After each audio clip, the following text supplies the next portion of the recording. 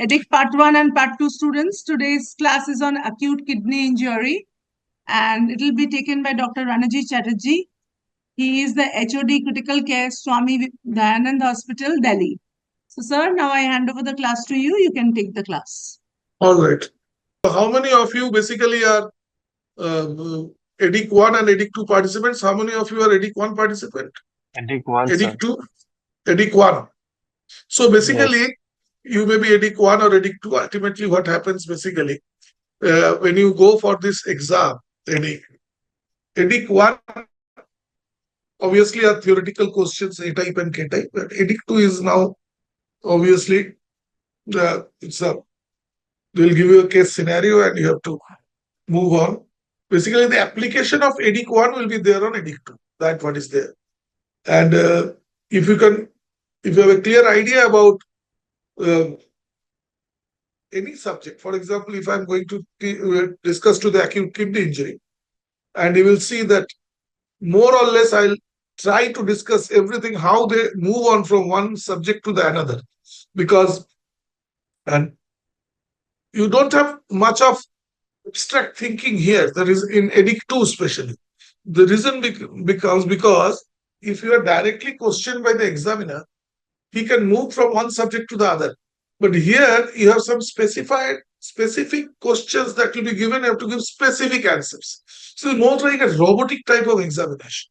So that what I'll show you. So for example, let us start without wasting any time. So you get a question like this. The first question, I start with the question and then I move on. I don't know why it is not working.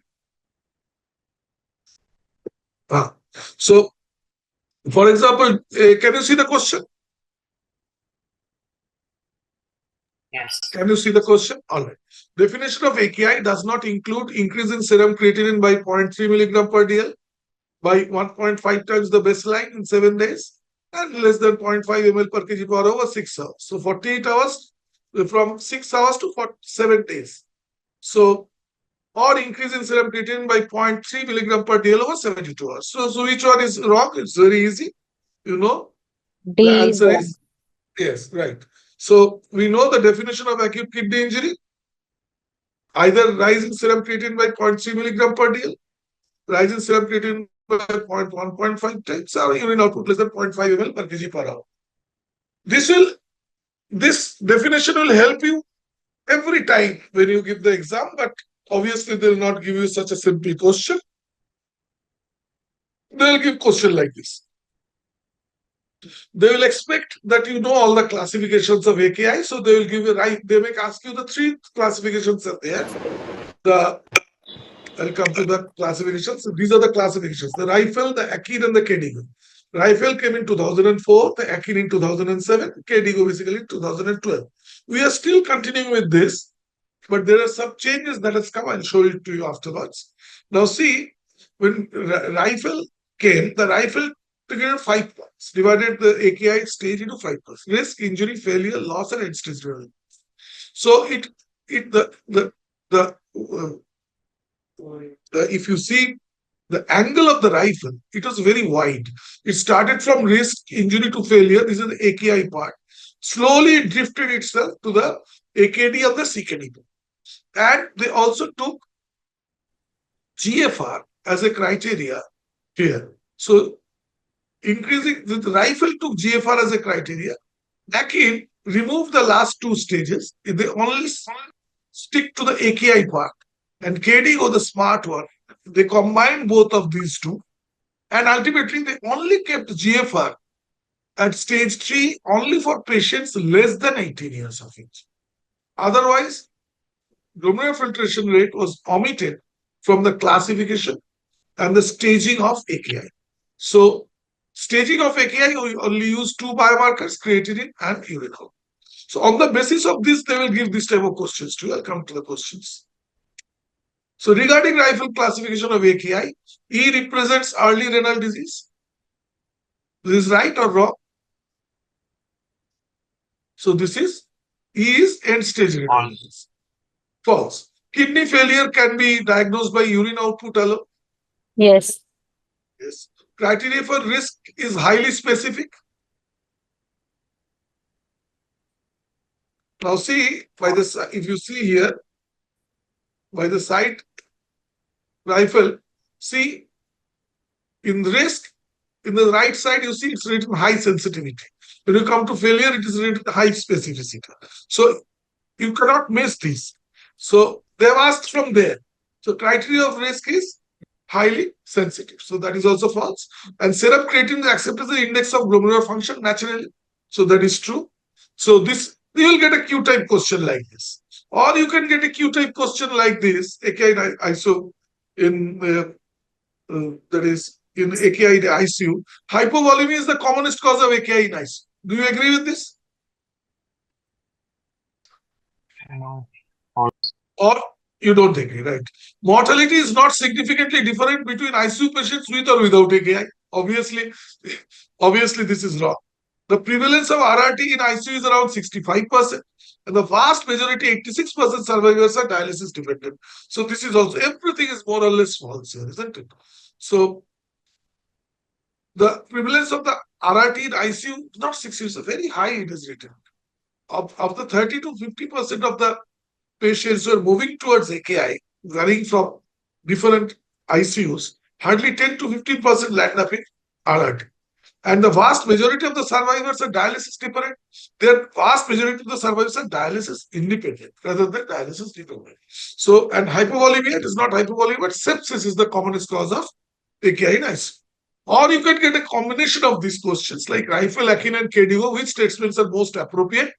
KDIGO superior to rifle in diagnosing AKI and predicting early and late mortality. KDIGO is higher incidence of AKI than both rifle and akin. KDIGO more predictive than akin, but not of rifle in evaluating in-hospital mortality. KDIGO is a prognostic ability same as rifle and akin. Basically, why I have given this question to you? You have to understand the yes, Priyanka, you want to say something? No, sir. No. All right. So you must be knowing this, Priyanka, that they have given this only because of the fact that the they want to compare KDIGO with the others. And there are studies which has come up. So you should be knowing that what exactly is happening when we compare KDIGO and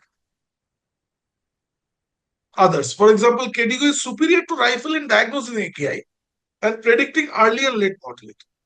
It has a higher incidence of AKI than both rifle and AKI. Evaluating in-hospital mortality, KDIGO is more predictive than rifle, but not that of AKI. And KDIGO has an overall superior prognostic ability. So if you know this slide and have this in your mind, you can answer any question on KDIGO, rifle, and AKI. Remember, the small changes that came up, AKI actually brought those sensitivity in it. That is this 0.3 milligram per DL rise. Even a small change in serum creatinine is important. That's what AKI is telling. So, and it basically restricted the whole thing into within a 48 hours frame. So AKI took these two very important steps, very small change in creatinine, and that 48 hours time frame that was basically predicted by, in fact, proposed by AKI. So this basically you have to remember. Now, once you have come up with the definition and the classification, you also should remember what is AKI, what is AKD, and what is CKD. So anything between 0 to 7 days is AKI with this definition. Once it exceeds the 7 days and goes up to 3 months with the same situation and a definition, here the GFR comes into role. GFR less than 60, a decrease in GFR more than 35%, or increase in serum creatinine by more than 50% for less than 3 months. This is the definition of AKD. and the kidney damage naturally is less than 3 months, you will not get that amount of structural damage. Moment the structural damage comes and the GFR comes below 60, more than 3 months, they become CKD. So this is the definition of AKI, AKD, and CKD. Now, if we come to the diagnosis, this is still coming. I saw also the last year question. I found one of the candidates are telling me that they're still giving the fractional excretion of sodium. So fractional excretion of sodium, you all know, it's very easy. Urinary sodium divided by serum sodium, divided by urinary creatinine by serum creatinine into 100. And we are still using it in our ICU at least to see in those patients who are coming with rise in serum creatinine and the patient is dehydrated, for example, the patient has not yet received any diuretics. In this situation, whether the kidneys are already involved or not, that has to be seen. In pre-renal acute renal failure, the kidneys are still intact. They are still not damaged. So this is so important to diagnose because now you can give your fluids or restrict your fluids according to the situation. It's hypervolemia or hypovolemia. And you can save your kidneys. So that is the reason why this is so important. But most of the patients who are coming with acute oliguria, somehow they receive some amount of diuretic. Moment they receive diuretic, sodium will be excreted more inside the in the tubules, and this value will become useless. So in that situation, when the patient is already receiving diuretic, then you have to see not the fractional excretion of sodium, but the fractional excretion of urea, because that is independent of the diuretics and do not get by the diuretics, it is not driven inside the tubules. So there the fractional excretion of the urea will be less than 35% in pre-renal, or more than 50% is renal. So this is so important. And you can get a question like this, a bit more complicated. They can give you a question where they will include everything. For example, a patient of cirrhosis, the urinary parameters of fractional excretion of sodium is less than 1%, of urea is less than 25%. That shows that it is already a pre-renal time. Now, creatinine, that is urine and the plasma ratio is more than 40:1. Resistivity index, renal resistivity index. It's a new terminology, fashionable terminology that is coming up. They will have a question on this because the newer things which are coming up in the ICU, resistivity index is one of them. So it is less than 0.76 and patient was put on ventilator and delta PPV is more than 3.5. So what is delta PPV? Delta PPV is basically if the patient is on ventilator and if you are giving a tidal volume of 6 ml per kg body weight, but if for some time, for 2 minutes, you increase that to 8 ml per kg body weight and see the change in the pulse pressure variation that comes in your monitor. If it is more than 3.5, that means your patient might be volume responsive. So you already have a volume responsive. So this shows that it's a volume responsive. This is not hepatorenal syndrome because resistivity index is more than 0.8 in hepatorenal syndrome. Hepatorenal syndrome exactly looks like your pre-renal acute renal failure. Same. The picture will be same. Except if you go for a ultrasound, renal ultrasound, and do a Doppler, you will find that the resistivity index is more because there is renal vasoconstriction, which is absent in acute pre-renal acute renal failure. So your case is not a case of hepatorenal syndrome. Naturally, it is not a case of unresponsiveness because delta PV is more than 3.5. And as your sodium and ureas are the range in which the patient is in pre-renal stage, so your diagnosis will be volume responsive pre-renal. You tell it, we don't use ARF nowadays, but still, if it comes like this, they can give ARF, acute renal failure. So either acute, that is AKI, pre-renal, volume responsive, pre-renal AKI. So see the question, the pattern that is changing from a simple pattern to a more complex pattern. So that is basically the beauty of EDIC.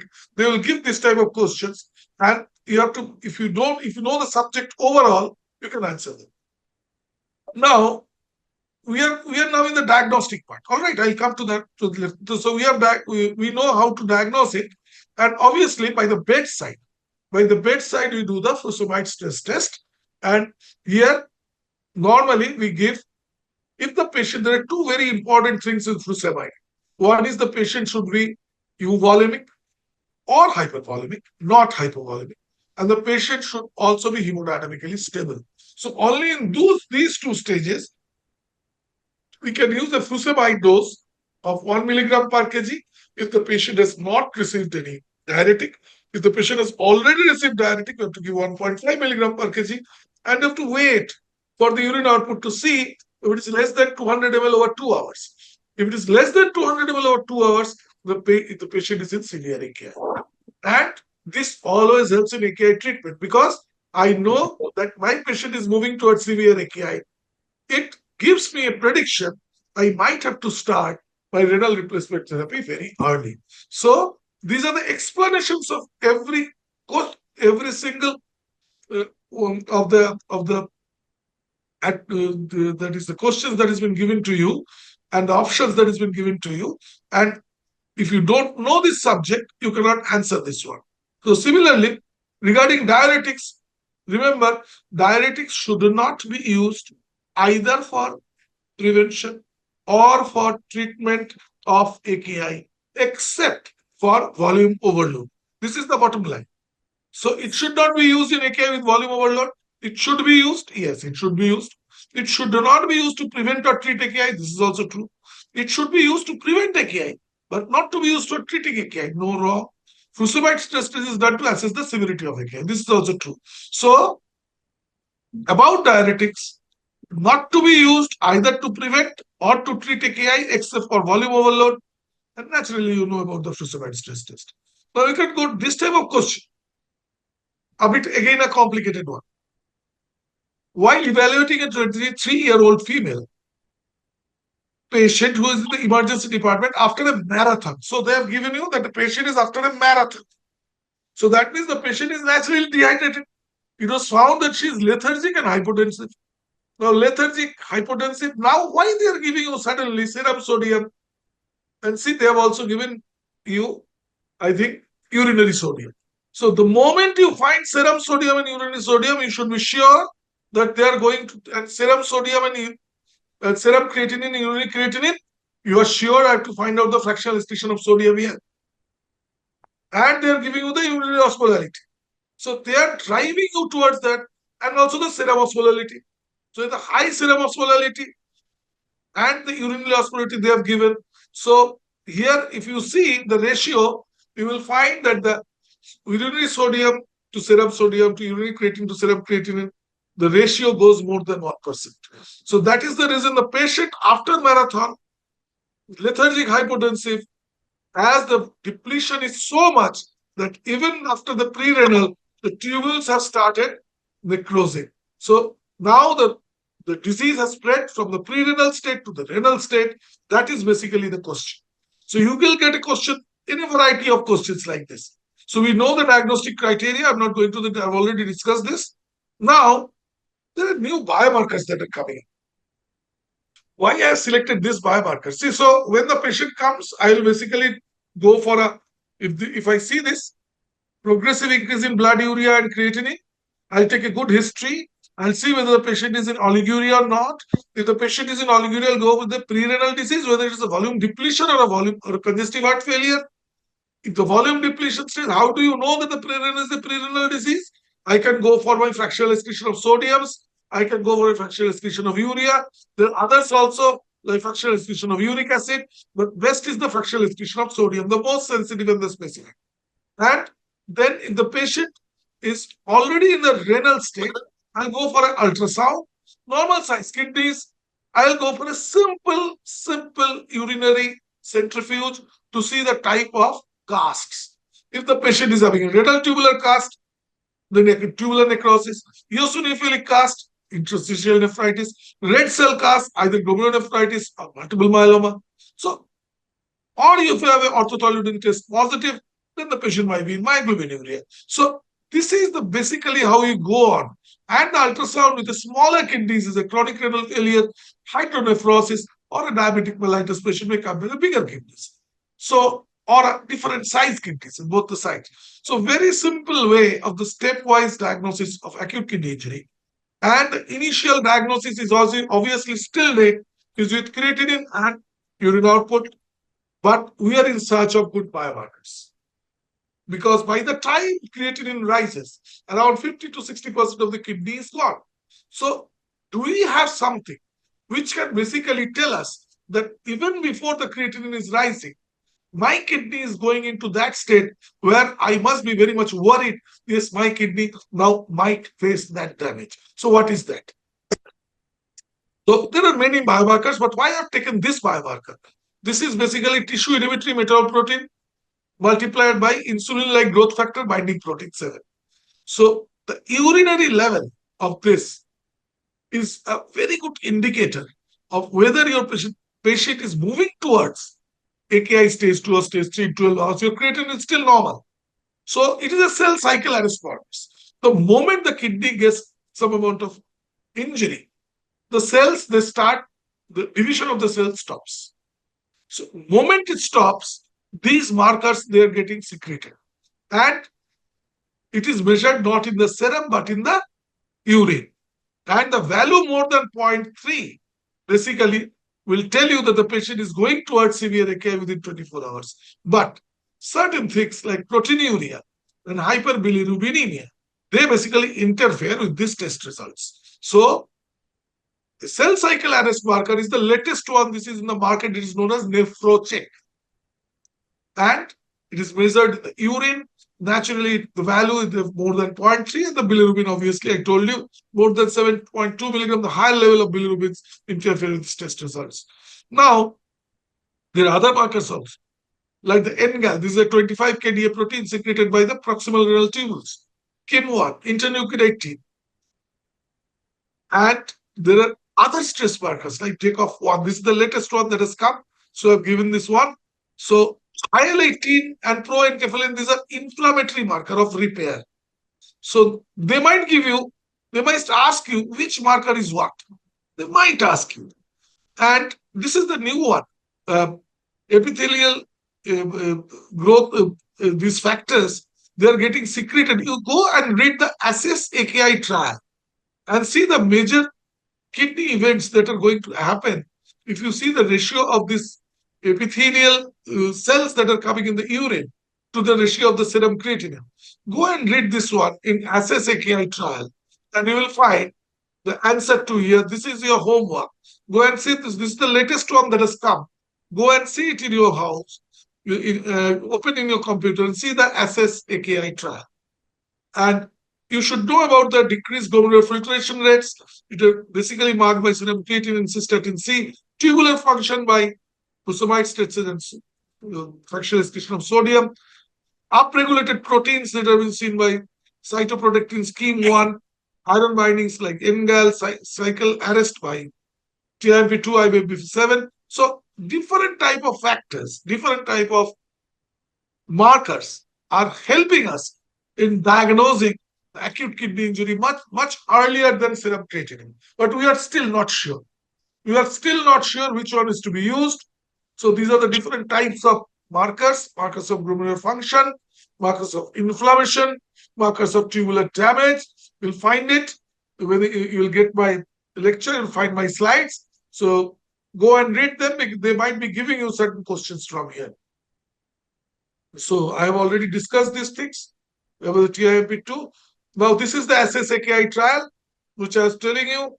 You see that if you see that the ratio of the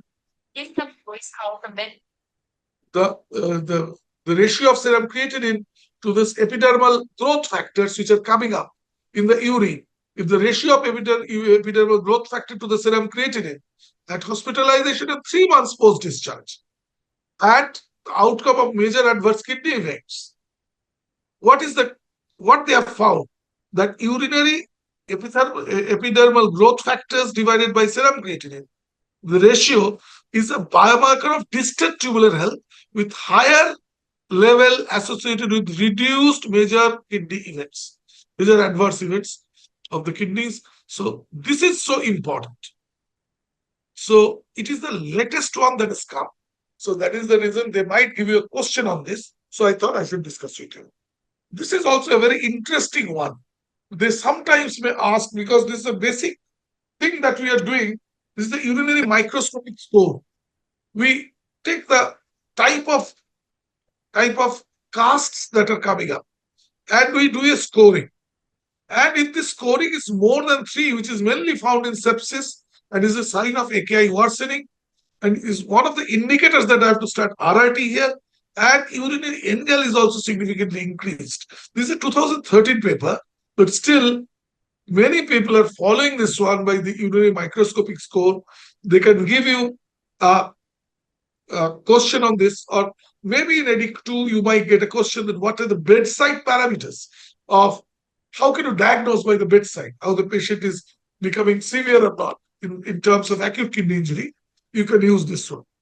So, Merlin Westerman, and she came up with this one, that the classification of KDIGO, basically she modified a bit to 1S, 1A, and 1B.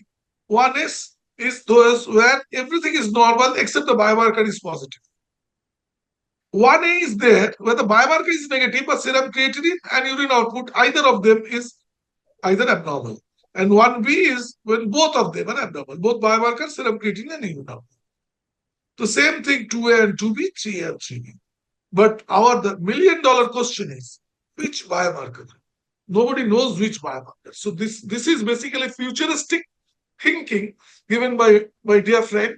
And I asked her, which biomarker? She couldn't answer. She told this, what we are thinking of this. So you might be getting a 1S question on this, because this is very much prevalent in Europe and it's very much popular. And she being the president this time, she might get a question on this. So now FST, RAI and PRI. These are basically how to assess the severity of AKI. We already told you about furosemide stress test. Now, the risk prediction course, this is by that Malhotra, that came up. And the point is, they can give a question. They basically give sometimes very funny questions come. And they will give you, see, just the last line you see. A cutoff value of more than 5 points provided a positive predictive value of 32%, and a negative predictive value of 95%. So they can give a risk prediction score and they can ask you a question. They can ask you, the positive predictive value of this is very high compared to the negative predictive value. So that is wrong. Here the negative predictive value is very high compared to that of the positive predictive value. So AKI risk prediction score, they can give in many forms. But the point you have to remember is that here the negative predictive value is more than that of the positive one. Similarly, of the renal angina index, where they have divided serum creatinine into less than 0.1, more than 0.1, more than 0.3, more than 0.4 rise, given some score 1, 2, 4, and 8. We multiply with the condition, like the ICU admission given score 1, diabetes mellitus 3, vasopressor or ventilator 5. And if the score, when they multiply, it becomes more than 8, then there is a chance that the patient moves toward persistent severe AKI within 1 week. And if you combine this with certain biomarkers like LFABP, they have found that the improved prediction of severity of the AKI. That's very quite natural, because the more biomarkers you add to it, to the risk prediction scores, it will become more predictive. So they have also come with this persistent AKI risk index, or the PRI index, you can say. So again, the rise in serum creatinine on one hand and the condition on the other hand, the conditions they have changed from the initial one. Here it is bilirubin, sepsis, and vasopressin. And if the score again is more than 8, see the negative predictive value. Again, much more than that of the positive predictive value. The positive predictive value is, in these type of scorings, are less rather than the negative predictive value. So that is basically the bottom line of this. Remember about the negative predictive value of this course. Now, Ronco basically, he combined this into ABC or AKI biomarker composite. Like the arterial blood gas, if we can measure the pH, which is basically corresponding to urine output, that basically demonstrates hemostasis. PO2 or the serum creatinine about the solute transfer or the filtration. PCO2 or the NGAL, tubular damage. base excess base deficit ratio, or here in this side is the fusobite stress test, there's the reserve. Bicarbonate compared to fluid overload compensation. Lactate is the marker which is compared with that of TIMP2 IGMP7, that is nephrocheck, that gives the system stress. He has given this AKI biomarker composite.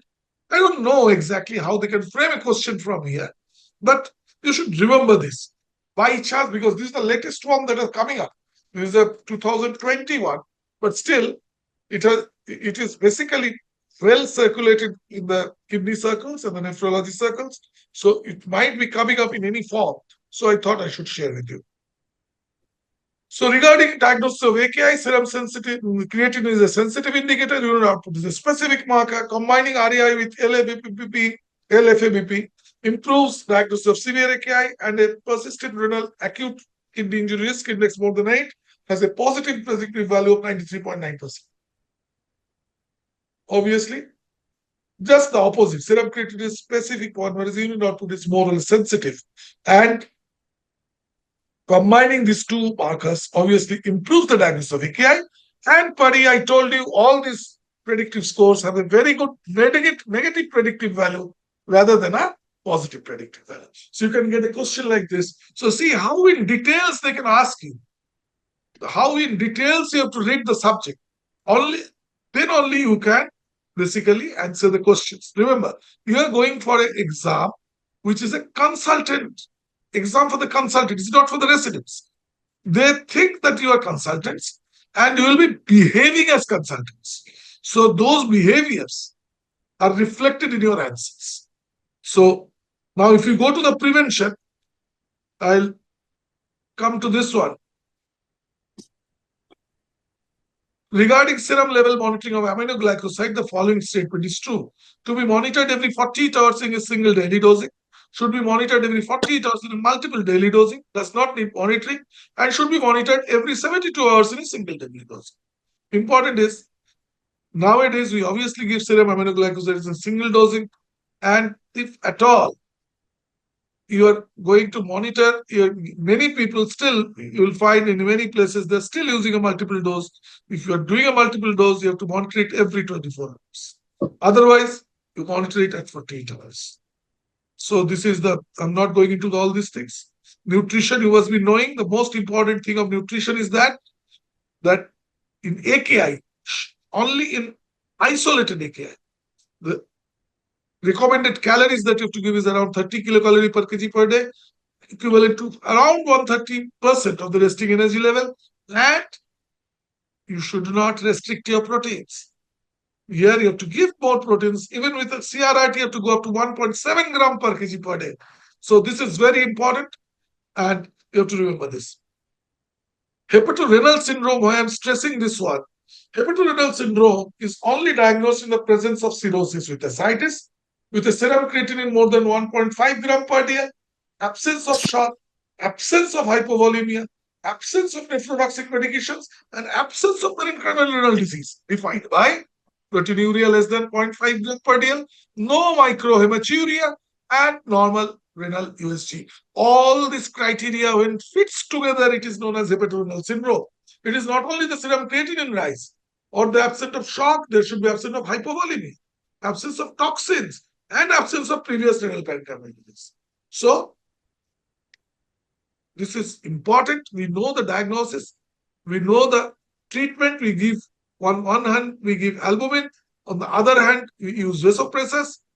I'm not going into the details of it. Remember that again, the renal resistivity index. With the help of ultrasound, Doppler, we find it. It looks exactly the same. This is what I was discussing. Except the resistivity index, which is very high in HRS, and see it is also high in volume unresponsive APIs. So this is very important. You should remember this resistivity index because it is now a very popular thing. A lot of papers are coming on resistivity index. You should read those ones. You might get a question or two. So contrast-induced AKI, it consists around 11% of the hospital-acquired AKI. Injection theophylline is recommended for treatment, is given because it was used previously. Now it's not used. IV colloids and oral NAC are used for treatment. No. You have to give a lot of crystalloids as much as possible. And mortality is as high as 34%. This is very true. And again, contrasting to AKI, you see, using oral NAC and isotonic crystalloids in patients with increased risk of AKI. This is the only thing that is to be found to be effective. Even NAC has certain reservations, but still it is there in the guidelines to use NAC. So the moral is the diagnosis, the moral is the same. 11% of the hospital-acquired AKI, 34% of mortality, and serum creatinine rising in the 40 to 72 hours. See, that's a bit of variation. And serum creatinine more than 50% or more than 0.3 milligram per day. And oliguria more than 6 hours or less than 0.5 ml per kg per day. So living this. So now I have completed this EDIC part 1 part. Now you have cleared the exam. Now I have come for the EDIC part 2. Now see, this is the question. A 26-year-old car mechanic suffered from fever and cough for 5 days. He ignored initially, but when the respiratory distress increased, he came up to the casualty. His saturation deteriorated to 70% on 0.5 FiO2. GCS is decreasing. Mean arterial pressure is decreased well below 65. Pulse rate is around 120, respiratory rate 38. You find bilateral crepitations. So patients taken in the ICU, patient intubated, put on mechanical ventilation, cultures taken, ABG done, antibiotics started. So they're doing everything by the book. Vasopressor started, and they're finding a high anion metabolic acidosis. Serum creatinine 1.8 after 6 hours, urine output 30 ml. The creatinine increased to 2.8 milligram per dl after 24 hours. So there is a jump in gram creatinine, lactate level is raised, there is high anion metabolic acidosis. So the question will be like this. What is your diagnosis? How do you, this is a direct question, what is your diagnosis?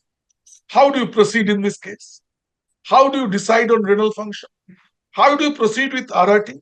And how do you proceed with nutrition in this case? Now, see, when you see these questions, they are direct questions. When I come to the sub questions, there are different marks for it. So, what is your diagnosis of direct 1 mark? Then, how do you proceed in this case? They want you to give you the cultures, the antibiotics, the ventilation, how to give fluids, how to give vasopressors, how to give steroids, what dose, when to add inotropes, when to decide on RRT.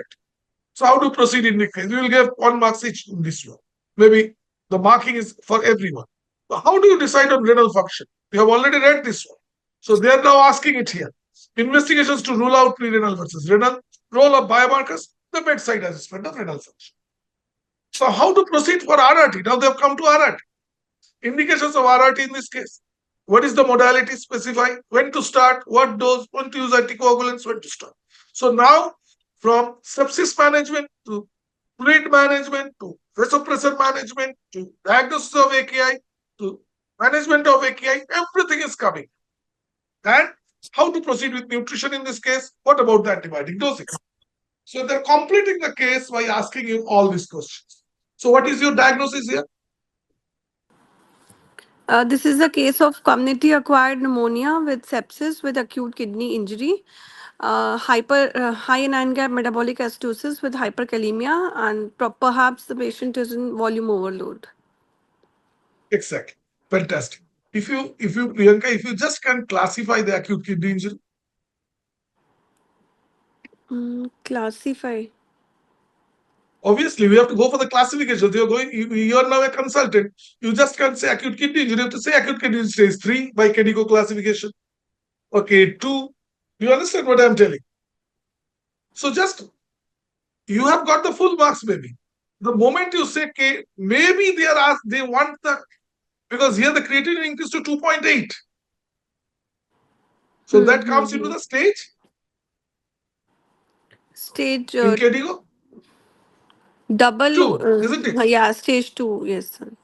Stage 2 KDIGO. So they say this stage 2. So I say AKI KDIGO stage 2. So if I say like this, that does. They know now that you also know about the KDIGOs also. So though, again, I'm telling you, it's a very mechanical type of exam. Here, whatever is written in them, their part, if you have told that, you're fine.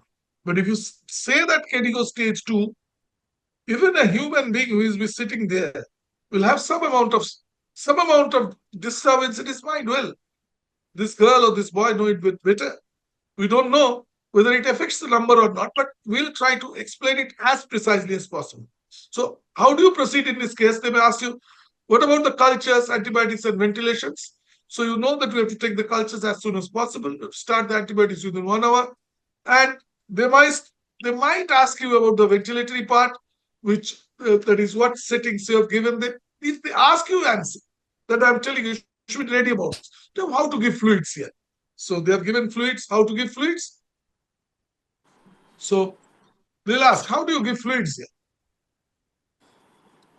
So we'll start Should with I start crystalloids. with yes. Yes. Yes. So I'll start with balanced crystalloids, preferably balanced salt solutions. Fantastic. I'll Yes. begin with bolus of fluid, 4 mils per kg bolus of fluids, and then I will try to individualize and titrate my therapy as per the response of the patient by dynamic measures of fluid responsiveness. And then, if the patient is still doesn't respond, then I'll consider adding a vasopressor, preferably norepinephrine. Uh, to this, and my resuscitation will be guided by capillary refill time, serum lactate, and other measures of fluid uh, I mean and other measures. And also I'll consider um, starting an inotropic Yes. agent in case the difference in carbon dioxide in the arterial and venous blood exceeds 6 to 8 millimeters of mercury, then I'll consider adding inotropic agent. Fantastic. And what do you want to achieve basically? We are trying to manage sepsis with fluids and vasopressors. What are my goals? So ultimately, that you have told everything in a very, very short and precise way. Just you add to the goals. I basically want to achieve this. What I want to achieve here? I want to achieve a mean arterial pressure of more than 65. I want to achieve a lactate as quickly as possible, comes down to less than 2 millimole per liter. I also want to achieve my urine output coming up more than 0.5 ml per kg per hour, though it is not there in the sepsis guidelines this time, but it obviously we can say it, there is no problem in it. I want to achieve my capillary refill time decreasing to less than preferably 3 seconds. I also want to achieve my, if I have a central line at all, I want to achieve a central venous pressure between 8 to 12, though it is not very specific. And I also want to achieve, maybe if possible, I'll see to my SCVO2 scores, and I'll see to it if it is near around 70. Again, not very specific and sensitive. So I should say my goals, the 3 goals that has been given in sepsis 2021, mean arterial pressure, lactate, and capillary refill time. 1, 2, 3. Followed by 2016 goals that has been omitted. There, urine output, CVP, SCVO2. These 3 has been omitted from 2021 guidelines, but still they're at large in clinical practice. So first of all, I say the 2021 guidelines, followed by the omitted guidelines. There is no problem in it. If I don't say also, there is no problem. Yes, directly saying about 4 ml per kg, I think if we don't commit something like this, it is better. Better not to commit anything, that I'll give 2 ml, I'll give 4 ml, I'll give 30 ml per kg. As we know, this 30 ml per kg, it has come from the 3 studies, Process, Promise, and Arise. And they have seen, overall, they have used 30 ml per kg body weight. There is no randomized control trial. There is nothing behind this. It's an arbitrary figure that has been given. So you are right that I'll definitely not give 30 ml per kg over 3 hours. I'll start with crystalloids. I go on monitoring with my dynamic parameters, which one suits here, and what are the dynamic parameters I'm going to monitor here?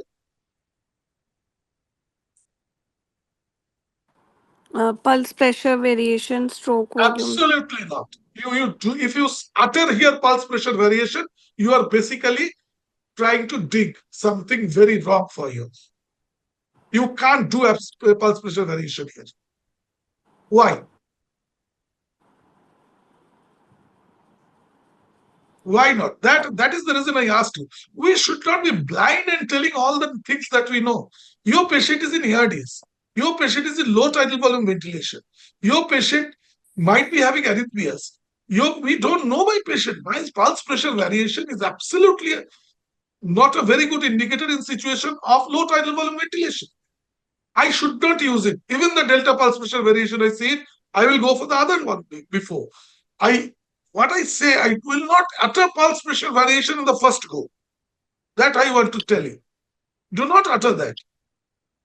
Pulse pressure variation is a fashionable type of, in fact, investigation, but only 15% of the patients with arrhythmias, with CHF, with volume overload, with right ventricular failure, with the most important part with the ideas, they're absolutely useless. So I will use my other parameters, my non-invasive parameters, like for example, I can use my ultrasound, I can use my VTIs, I can see a passive leg raising test, and I can see the changes that are coming up in that. And from there, I can decide on my cardiac output whether it's changing by 10% or not, VTI is changing or not.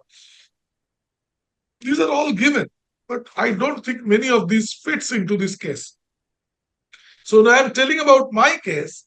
I will see which dynamic parameters are most appropriate for my case. For example, if they ask you if you don't have any parameter, then even a rise of 15% of your pulse pressure, there is a difference between systolic and the diastolic pressure, is an indicator of fluid responsiveness. This has been given in the write-up of the sepsis guidelines. They have not brought this into the guideline of the recommendation. In the write-up they have written, because they didn't find much of studies on this. Now they've started studies on this. So they might ask you about this one. If there is a question, how can you diagnose with the dynamic parameter in resource limited settings? Because many of you are going from a resource limited setting. Their question might be added, because now 60 to 70% of the EDIC people, they're from India. So they might be adding on the Indian perspective to it.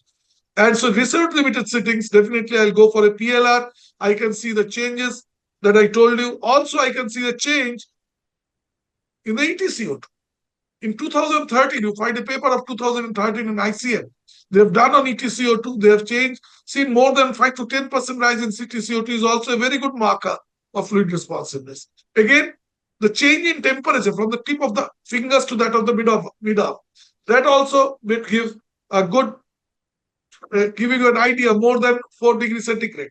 If the temperature difference is a poor sepsis outcome or a fluid deficit. These are for resource limited situations. You all know about the infravenoidal diameter and collapsibility indexes. More fashionable, more easily used one. If you find a collapsible one, you know that your patient, and also you find a very fine infravena curve, much less than what its normal value is. You know that your patient with a kissing ventricles, with A lines in the chest, your patient might be needing fluid. So they must be asking about this. So very good answer, Priyanka. So just add to this, but never say about pulse pressure variation directly, because most of the IDS patients, and the Europeans don't like it, I tell you.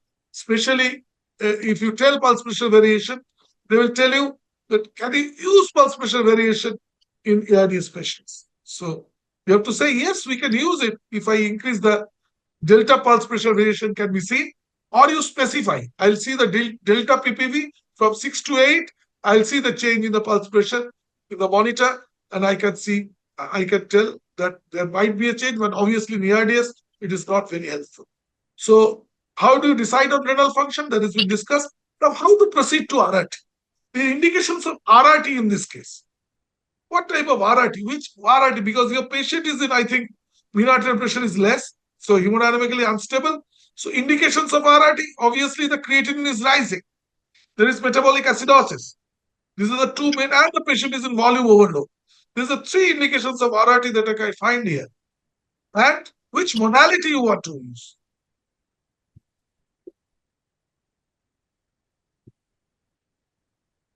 All of you must be using RRT. Naturally, but in which modality of CRRT? Can you specify?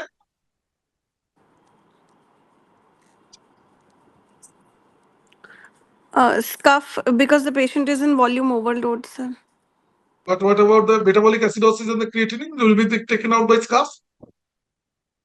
No. Then, CVV HDF we can do with all right, you say hemodialysis and USDA. So when do you want to start? Immediately?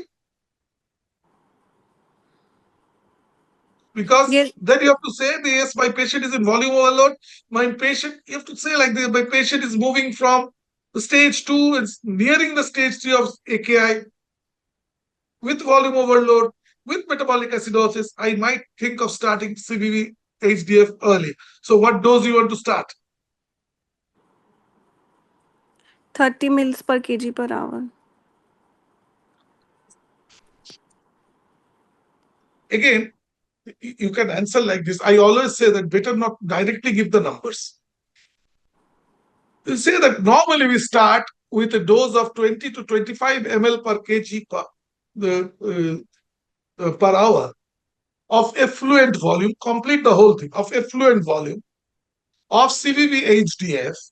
I divide it equally in between the dialysate and the ultrafiltrate, and I might have to go for a slow ultrafiltration. As the blood pressure is very low here, I might have to go for a lower dose of ultrafiltration, a higher of dialysate, so that my blood pressure stabilizes. And I prescribe more up to 30 ml that you are telling to achieve what I have given the dose. Because there are a lot of downtimes. When you are starting RRT, you might have to stop in between. There may be some mechanical malfunction. So if I prescribe 35, I achieve 25. So I prescribe more to achieve what I want.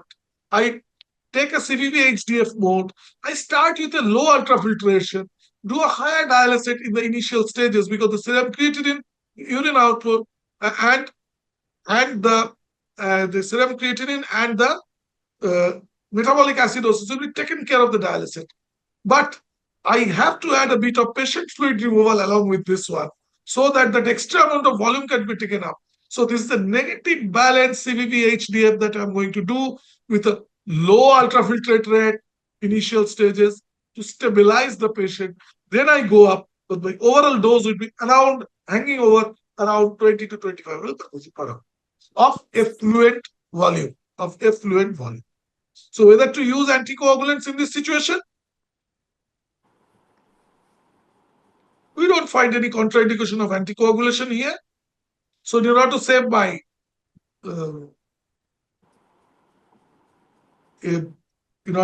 filter, I have to use my anticoagulants. Which anticoagulant I'll use? Anyone? Regional citrate. I'll use regional citrate. My hepatic functions are deranged, so I'll use regional citrate here. The hepatic functions are deranged. The INR is 1 point. INR is also raised. The hepatic functions are deranged. So the best anticoagulant is regional citrate. Do you agree, Priyanka?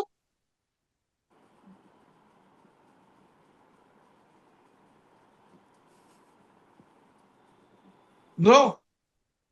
So citrate is again a hyped one. So citrate should not be used when the patient is having this patient is not having a deranged hepatic function. I'm giving you an arbitrary situation. If the patient is in deranged hepatic function, the citrate, it goes to the liver and gets transformed into bicarbonate. Now, if the liver function is deranged, the citrate will accumulate and the patient will having more metabolic acidosis than that of the metabolic alkalosis, which is basically the outcome of citrate anticoagulation. So citrate is not always the holy grail. Citrate releases 3 units of sodium with each molecule of the sodium citrate. 3 units of sodium is released. It causes metabolic acidosis. Moreover, the whole citrate is given pre-filter. So that severely compromises both the dialysis and the hemofiltration. So in the initial stages, I will go without anticoagulation maybe. Once my patient stabilizes, I have to decide on citrate or heparin. Citrate definitely is the choice today if the patient is not having any pre-existing liver damage. I can use citrate. Otherwise, if I will use those which I am most proficient to, I may use heparin also. There is There is no contraindication to it. But as per the KDIGO guidelines, citrate is superior to heparin, except obviously you have to see if the patient is having hepatic dysfunction or not. So when to stop? When do I stop my CRRT? So I stop when my creatinine level is coming down and my urine output has gone up, maybe around 400 to 500 ml. My intradialytic creatinine, urinary creatinine is more than around 58 milligram per DL or 5.2 millimole per liter. They may ask you in millimoles because they are Europeans. So they're the point when we stop our CRRT. I've already told you about the nutrition. I've told you about the antibiotic dosing. This is very important, antibiotic dosing. So antibiotic dosing, remember that most of the antibiotics have been taken out by CRRT. So if you are using antibiotics here, you have to go for a higher dose, especially in case of cholesterol. Maybe up to a dose of 15 million units you have to go.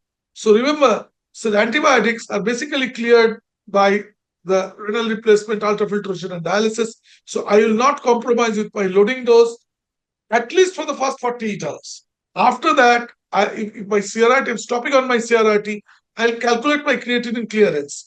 The creatinine clearance in CRRT is more or less equivalent to the